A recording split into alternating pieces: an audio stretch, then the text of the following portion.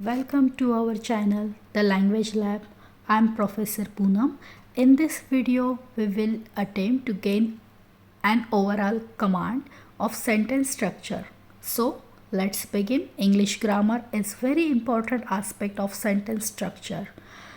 This brings to mind some questions. Why do we need to learn structure? What are the benefit of this? Essentially, if you want to gain command over the language, mastering sentence structure will enable you to achieve good communication skill in speaking, writing and reading as well. So let us begin. So आपल्याला जर चांगली कम्युनिकेशनवर command मिळवायची असेल तर आपल्याला sentence structure पूर्ण व्यवस्थितपणे समजणं आणि ते कसं अप्लाय करायचं हे कळणं फार महत्त्वाचं आहे. So let's begin. Sentence structure. So basically types of sentence. Two types of sentence is a very basic. Simple sentence and compound sentence. Now first we see simple sentence. In a simple sentence, one independent clause. फक्त clause हा काय असतो, फक्त एकटाच असतो. Means subject हा single असतो. Here we take one example. I read book. आता हे आपण इथे एक एक्झाम्पल घेतलं आहे. त्याऐवजी आपण आणखीनही घेऊ शकतो. I eat mango. I go to school. Like this. Now compound sentence.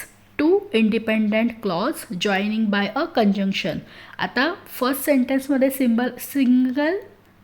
Simple सेंटेन्समध्ये आपण पाहिलं आहे इंडिपेंडंट क्लॉज हा इंडिव्हिज्युअल असतो, हा एकटाच असतो. पण कंपाऊंड सेंटेन्समध्ये काय आहे, टू इंडिपेंडंट क्लॉजेस असतात, ते आपण जॉईन करतो बाय कंजंक्शननी. आता कंजंक्शनच्या व्हिडिओमध्ये आपण पाहिलेलं आहे. कंजंक्शन्स बेसिकली टू टाईपचे आहे, coordinating conjunction and subordinating conjunction.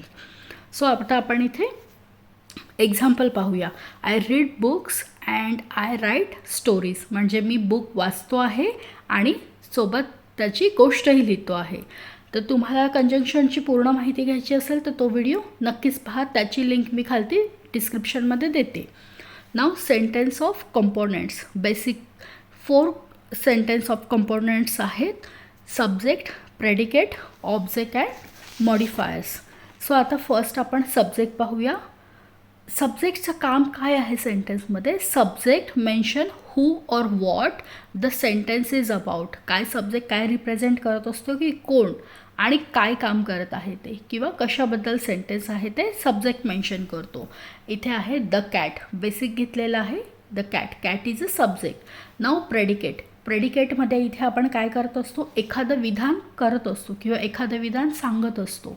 What the subject does, म्हणजे जो सब्जेक्ट आपण घेतलेला आहे त्याचं काय काम आहे किंवा तो काय करणार आहे किंवा काय करत आहे ते आपण सांगत असतो. एक्झाम्पल घेतलेलं आहे jumps over the wall. Now object. Object आहे. Object is basically 3 types of object. Direct object, indirect object and object of preposition.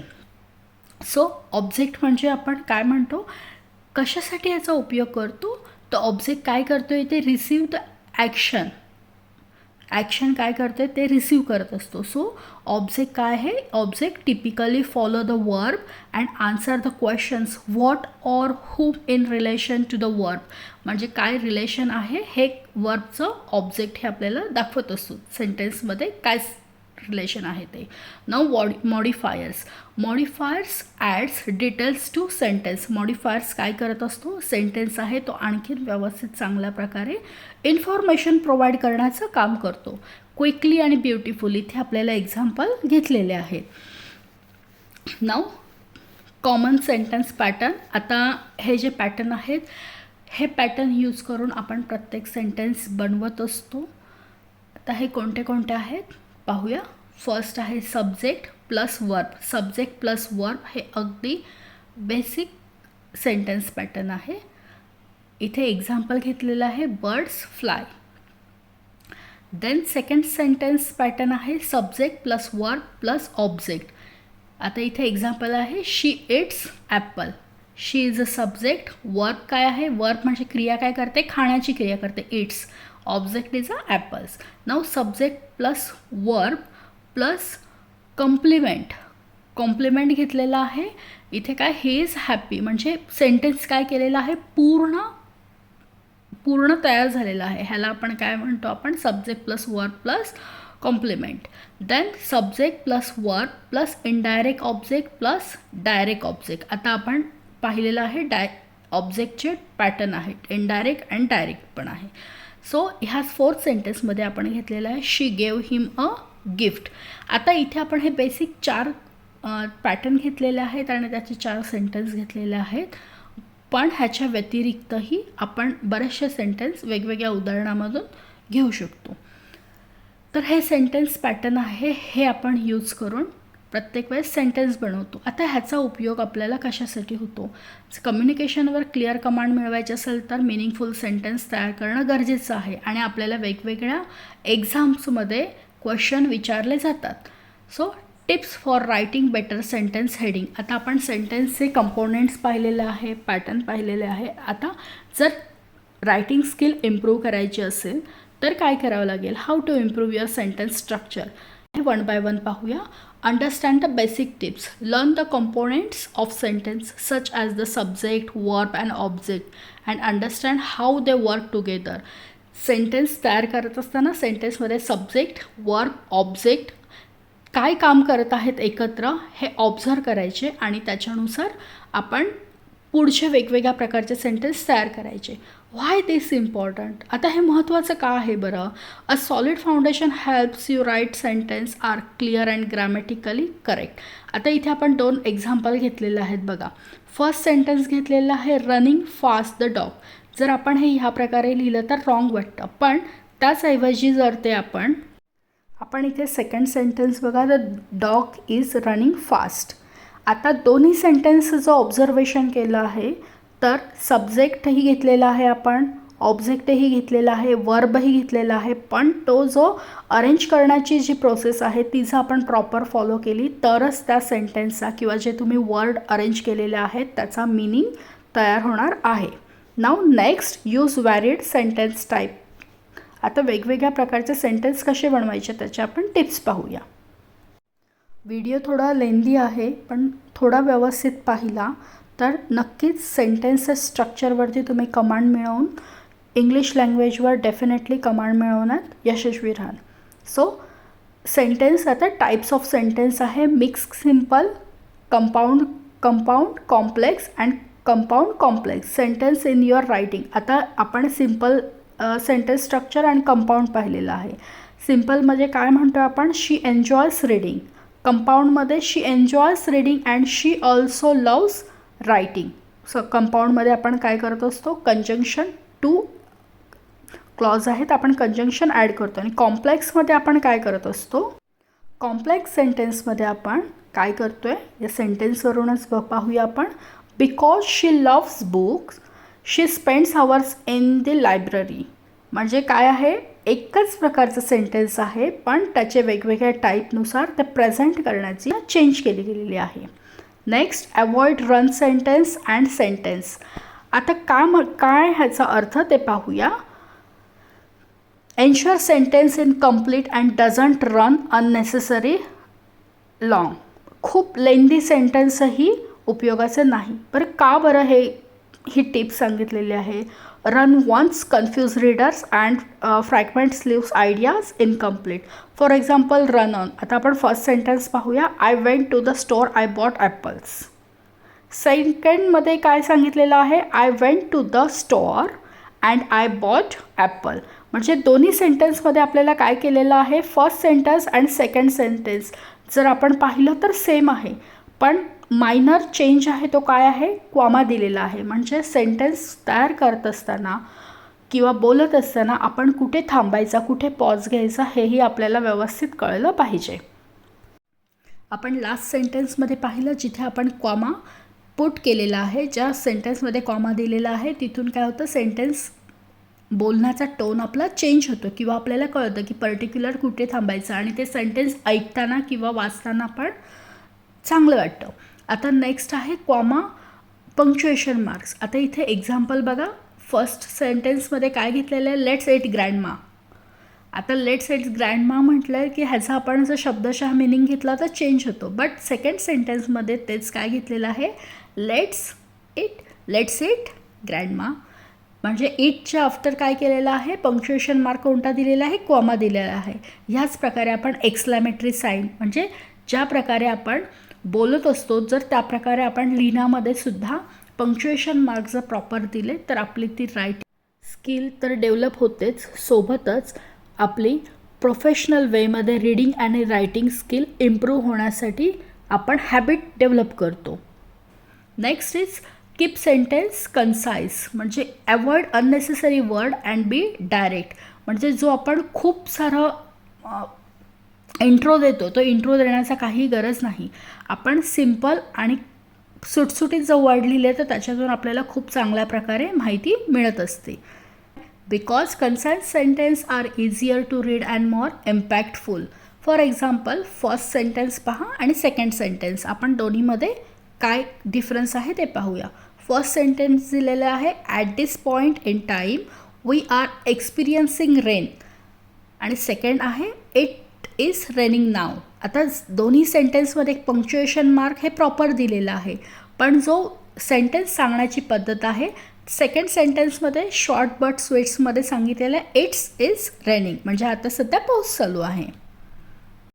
If we observe this both sentence meaning are same but the way of sentence structure is a different. So जितक्या कमी शब्दात आपण व्यवस्थित sentence मांडू तितकं ते समजण्यासाठी आणखीन सोपं होऊन जातं. So next one more tip, focus on clarity. Choose word that clearly convey your meaning and avoid overly complex vocabulary unless necessary. Why we should follow these tips? Because while returning clear sentence are easier to understand. जर आपल्याला writing skill develop करायची असेल तर तिथे आपण clear आणि आपल्याला समजतील असे वर्ड जर यूज केले तर तिथे आपलं कम्युनिकेशन आहे त्या कम्युनिकेशनचा इम्पॅक्ट आहे हा खूप चांगल्या प्रकारे पडतो आणि सेंटेन्सवरती आणि ओव्हरऑल कम्युनिकेशनवर कमांड मिळवण्यासाठी मदत होते. सो आता आपण हे इथे 2 सेंटेन्स आहे त्याच्यामधून पाहूया. First sentence is her articulation was obfuscated by the cacophony and second sentence is her words were hard to hear because of the noise. म्हणजे 2 सेंटेन्स आहे. पहिल्या सेंटेन्सपेक्षा आपल्याला दुसरं सेंटेन्स आहे हे आपल्याला क्लिअर वाटतं, समजण्यासाठीही सोपं जातं. So next use the transition word. Add transition like however, therefore or meanwhile to connect ideas smoothly.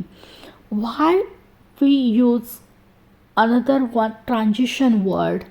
So because transition improve to flow coherence. ज्यावेळेस आपण ट्रान्झिशन वर्ड यूज करतो त्यावेळेस सेंटेन्स तेच आहे, स्ट्रक्चर तेच आहे, पण ते सेंटेन्स सांगण्याचा द वे आहे तो आणखीन क्लिअर होतो आणि त्याच्यामुळे ते सेंटेन्स आपल्याला लिहित असताना किंवा रीडिंग करत असताना ग्रामॅटिकली मोर त्याच्यामध्ये इम्प्रूव्हमेंट होत असते. For example again here we took 2 more examples. First is she was tired, she kept working. पाहिलं, although she was tired, she kept working.